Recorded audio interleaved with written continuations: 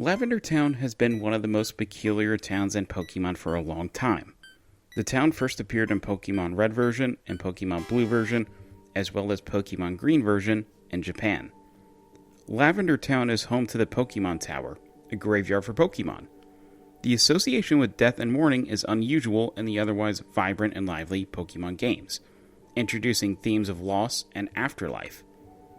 Lavender Town is well known for its distinct and haunting atmosphere that sets it apart from other towns within all of the other Pokémon games. The town's music is often cited as a key factor in its creepy reputation. It employs specific frequencies and a series of high-pitched noises that can be unsettling to some players, especially when played through the original Game Boy's simple sound hardware. The narrative includes stories of Pokémon dying and their spirits lingering, which is a dark concept that adds mystery to the town's creepy ambiance. In the world of Pokémon, a game beloved by children and adults alike, Lavender Town remains a dark chapter that is whispered about in gaming forums and late-night gaming sessions. Beyond its spectral Pokémon and mournful melodies lies a narrative so unnerving that it transcends the game's digital boundaries, sparking debates and fears. This is the story of Lavender Town Syndrome. Lavender Town Syndrome is an enigmatic phenomenon that emerged from the early days of Pokémon. According to the lore, players who reached Lavender Town in the original Pokémon Red and Green versions for the Game Boy experienced unusual and disturbing symptoms. Reports range from mild discomfort, such as headaches and nausea, to more severe and unsettling reactions, including feelings of unease, anxiety, and in some extreme cases, inexplicable distress. In the heart of Lavender Town Syndrome legend lies a peculiar focus on the town's background music, composed of specific frequencies that have profound effects on these players, particularly younger ones with more sensitive hearing. But what is it about these frequencies and melodies that could potentially cause such distressing reactions? First, let's delve into the composition of the Lavender Town theme.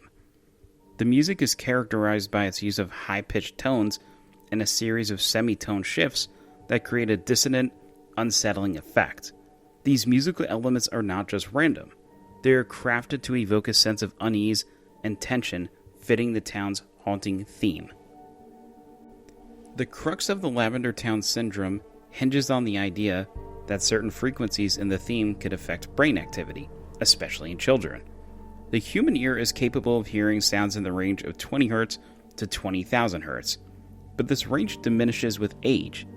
Children and teenagers often have the ability to hear higher frequencies that older adults cannot perceive, which is why the syndrome is said to specifically target younger players. These high frequencies embedded within the Lavender Town music resonate at a pitch that, while largely inaudible to adults, could induce adverse effects in younger listeners.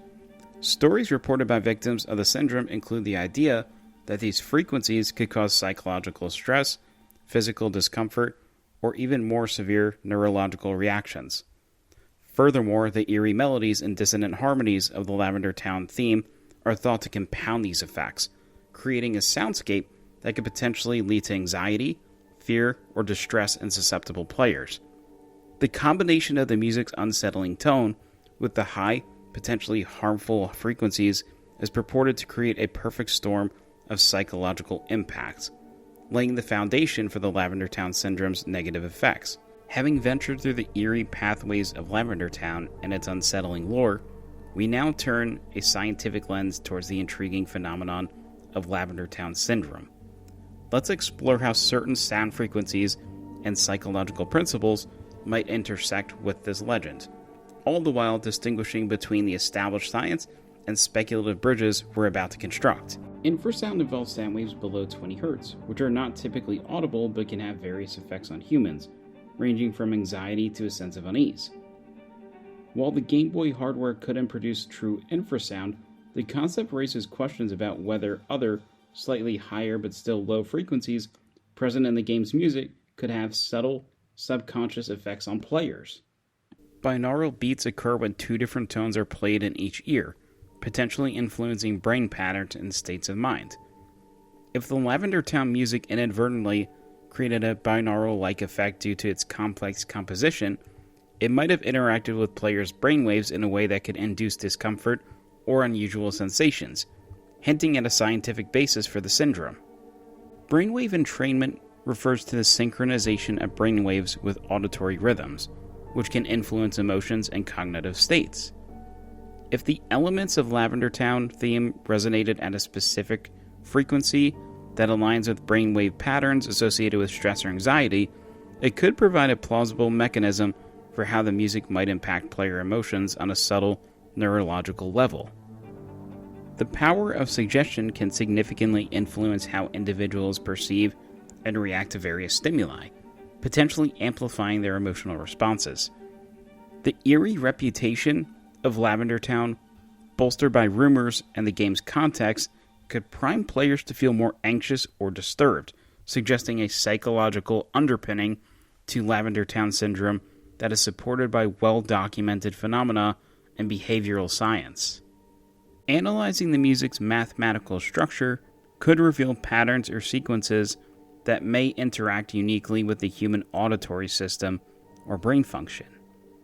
If a mathematical analysis of the Lavender Town theme showed unusual patterns or frequencies that could resonate with the brain in unexpected ways, it might offer a theoretical basis for the music's impact on players, lending a veneer of scientific credibility to the syndrome's potential effects. While each of these scientific and mathematical explorations offers a glimpse into how specific aspects of the Lavender Town theme could theoretically impact players, it's the convergence of these elements that truly ignites the imagination. If we consider the possibility that infrasound-like effects, binaural beat phenomena, brainwave entrainment, psychological suggestion, and unique mathematical compositions might all intersect within this single piece of music, the legend of Lavender Town Syndrome begins to take on a new dimension. The idea isn't that any one of these factors alone could explain the purported symptoms associated with Lavender Town Syndrome. Rather, it's the interplay and potential amplification of effects when combined that could, in theory, lead to a tangible impact on the player. Could it be that the Lavender Town theme, with its peculiar composition and context, inadvertently created a perfect storm of psychological and physiological stimuli capable of inducing the strange and unsettling sensations reported by players? While we must tread carefully between the realms of scientific possibility and the allure of digital myth, the discussion itself highlights the profound effect that music and sound can have on our minds and bodies. Perhaps the true legacy of Lavender Town Syndrome lies not in proving whether it's real or myth, but in acknowledging the powerful, often mysterious influence of auditory experiences on human perception and emotion. As we reflect on the legend of Lavender Town, we are reminded of the intricate ways in which art, science, and psychology intertwine, crafting experiences that resonate far beyond the screen and into the depths of our psyche.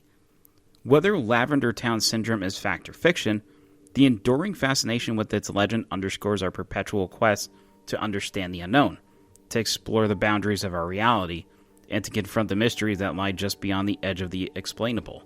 So, as we've seen, the intersection of sound, psychology, and physiology offers a rich tapestry of possibilities that can deepen our understanding of how we interact with media like video games. While the scientific journey into Lavender Town Syndrome raises more questions than it does answers, it underscores the power of music and sound in shaping our experiences, blurring the lines between reality and the digital worlds we immerse ourselves in. As we draw the curtains on the enigmatic story of Lavender Town and the lore surrounding the Lavender Town Syndrome, we've traversed through a landscape woven with unsettling music, alleged symptoms, and the power of urban legends in the digital era. While our journey shed some light on the scientific and psychological explanations debunking the myths surrounding this phenomenon, the world of video games remains a fertile ground for the unexplained and the uncanny.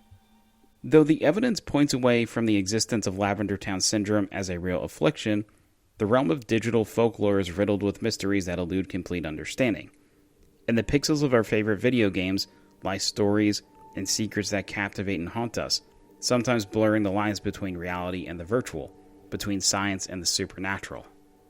Thank you for embarking on this exploration of Lavender Town Syndrome with me. If you're drawn to the mysteries of the gaming world and enjoy dissecting the line between myth and reality, Don't forget to like, subscribe, and hit the notification bell for more content that delves into the unknown corners of the gaming universe.